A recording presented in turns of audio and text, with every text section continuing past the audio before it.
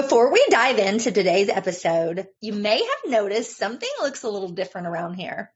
Fertility Coaching Mastery has officially become the Health and Wellness Business Podcast. As my work in this community have grown, I realized there's a bigger conversation that I want to have with all of you. Not only about developing your expertise, but about building your business, growing your practice, and creating greater income and impact in the health and wellness space. Fertility and women's health will always be an important part of my work, but this next chapter allows us to talk about the bigger journey of becoming the expert, practitioner, and business owner that you want to be. I'm so excited to have you here for this next chapter.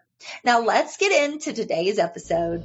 Welcome to the Health and Wellness Business Podcast. I'm Dr. Kayla Smith, a health and wellness business strategist and women's health expert. Each week, I help coaches, women's health practitioners, and wellness entrepreneurs build their businesses, grow their practices, and expand their expertise with practical strategies for marketing, clients, sales, specialization, and growth. Not sure what to focus on next? Take my complimentary wellness business growth assessment at growyourwellnessbusiness.com/quiz.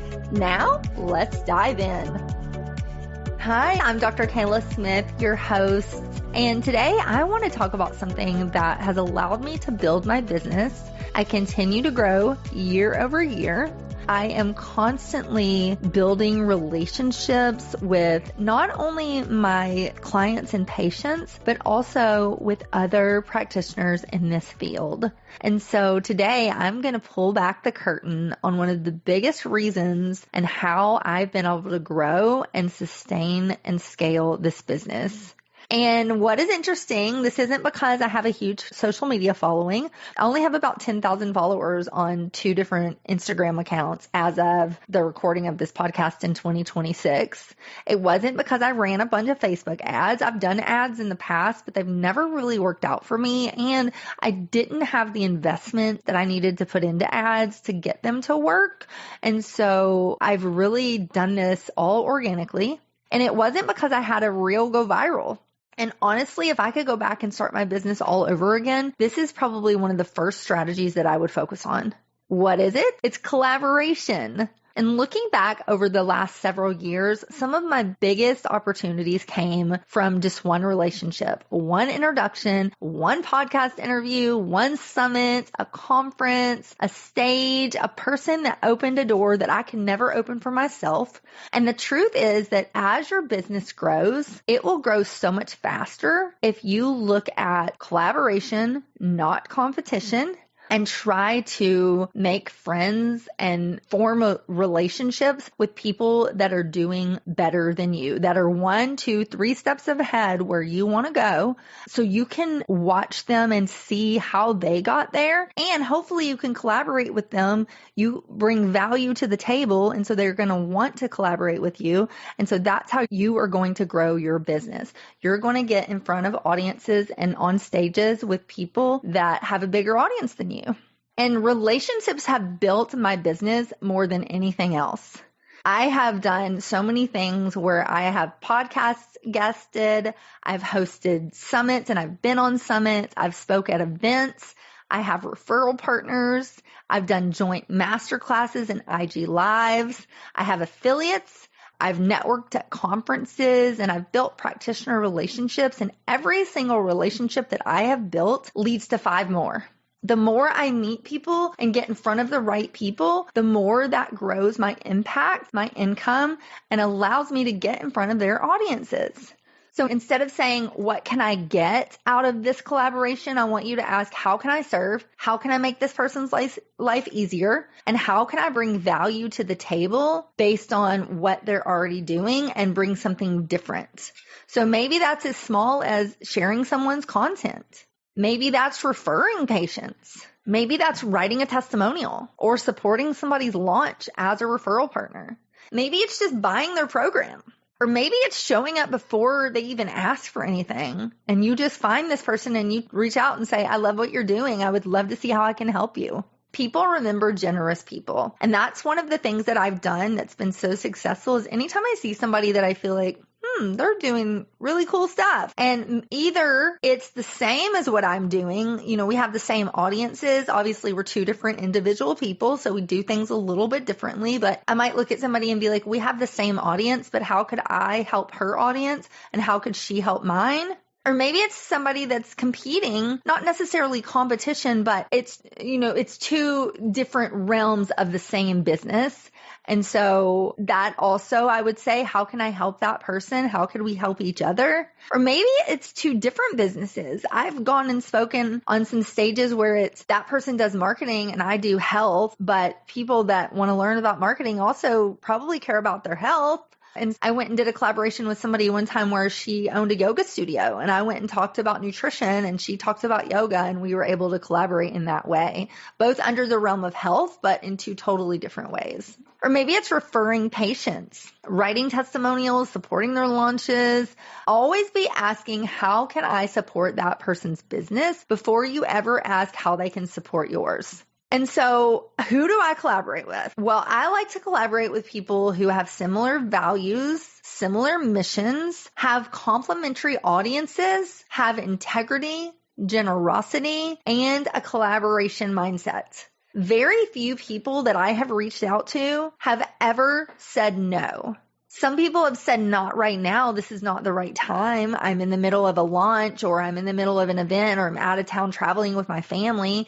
But 9 times out of 10, when I reach out to somebody and say, I love what you're doing, how can I support you? How can we work together? 9 times out of 10, they're very open and receptive to that. And it's really cool. Even when they have huge audiences. Sometimes I've had some huge people. I had JJ Virgin on my podcast. I had Dr. Anna Kabecka. I've had, oh my gosh, just so many people. I was on the stage with Dr. Chris Motley recently. And all of this has just come from collaborating, reaching out to people, telling them I love what they do because I do, and seeing how we can help each other. And I believe that there are no competitors. I believe that we are all individual people, and people are hiring you for you. They're hiring me for me. They want me to be their practitioner or coach. They want you to be their practitioner.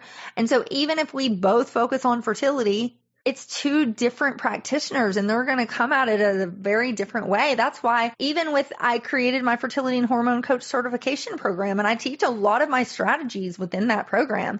And people say, well, aren't you just creating competitors? And I don't see it that way. I think we all have gifts to give, and I feel like I can train somebody to do the work that I do, but they're not me. They're not doing it the same way that I'm doing it. But I also, on the other hand, I am one person, and there is thousands of people struggling with fertility and hormone imbalances across the world. And so if I can train somebody to help those people, then more people get the help they need, and then everybody wins. And so I don't really see competition. I think we should all be collaborating together, and that includes Eastern medicine and Western medicine. I wish we could all take an integrative approach. And so I don't see competition. I think I would rather have collaboration over competition. Another thing about collaborating, and one thing that I have done in my almost 10 years of business, is I never let anything stop me, and I never let not being big enough stop me. I could have been, when I first started my business, I had about 400 Instagram followers. I could have been like, well, I only have 400 followers. I'm not going to reach out to that person. Or I don't have an email list, or I'm brand new, or I'm afraid they won't say yes. Or there's many critter brain thoughts that go through my head, but I didn't let that stop me. I moved forward. I reached out. I sent the email. I got on the stage. I wrote the book. I did the thing. And so that's what I encourage you to do. And so some easy ways to collaborate is just to reach out to somebody and say, I love what you're doing. I would love to see how we could collaborate. Here's a few ideas I have. Some low investment for that person ideas would be things like Instagram lives and swaps, podcast swaps, Facebook group swaps, blog post swaps, guest teaching, newsletter swaps, speaking at local events, virtual summit, community workshops. There's so many ways to collaborate that are low investment. Not just money, but I mean, you wouldn't be like, can I come speak on your stage? That you're putting on an event for 10,000 people. Can I come and speak on your stage? You don't know me and I have a really small audience, but hey, let's collaborate. That's probably not going to work. But if you say, hey, can I write you a guest blog post? This is what I see, would benefit your audience, and this is how I'm going to do it. Then they would probably say yes to that. So how I reach out, I don't make it transactional. I make it personal. If I can send a voice note, that's even better. Sometimes I'll compliment something they're doing. I'll say something that benefits their audience. I keep it really short. I accept no gracefully. So if they say no, I'm like, okay, well, maybe another time. Thank you so much for getting back to me. And sometimes they don't even get back to you. I will say that's only happened to me a handful of times. 9 times out of 10, they will give me an answer. 9 times out of that 10, it's a yes. But every now and then it'll be a no, or it'll be a no response. And that's okay. I just move on to the next person, because relationships take time. So remember this, relationships take time. And so the biggest collaboration mistakes that I see people making: only reaching out when you want something, mass copying and pasting messages, make it personal, talking only about yourself and not how you can help their audience, not following up. Don't just send one email and then never send another one. People are busy. They might have missed your email. I would follow up. Not nurturing the relationship, only reaching out when you need something. Thinking one no means you should stop reaching out. Or trying to collaborate before you've clarified a niche. So people need to see that you at least have some sort of platform, whether it's small or not. They need to see that. And so let's talk about something I call the ripple effect. So you reach out and you get on one podcast, and then one podcast leads to another, and then that podcast leads to a summit, and then that leads to another, and then that leads to a referral, and then that turns into 10. And so from one relationship, you got like 10 opportunities. And so I would encourage you, start reaching out, start developing these relationships, and one relationship can catapult your business. It's so cool. So your action steps around this is make a dream list. Who are 20 people you would love to collaborate with? And don't overthink it. Make it a dream list. Choose one person this week and reach out to them and tell them how you can support them. Or maybe you don't even reach out to them. Maybe you just share their content, comment on their content, you refer somebody to them, or you buy their book. Somehow you are going to support this person that you want to collaborate with. Then I want you to reach out to 3 people this month, not asking for a favor, but asking how you can create value for them. Maybe it's a blog post. Maybe it's a social post. Maybe it's a live. Ask them how you can create value together. And then look at your current network, who already knows you, who already trusts you. Maybe it's former coworkers, mentors, patients, clients, students, friends. Start there and see how you can help these people and how, if they have a way for you to collaborate.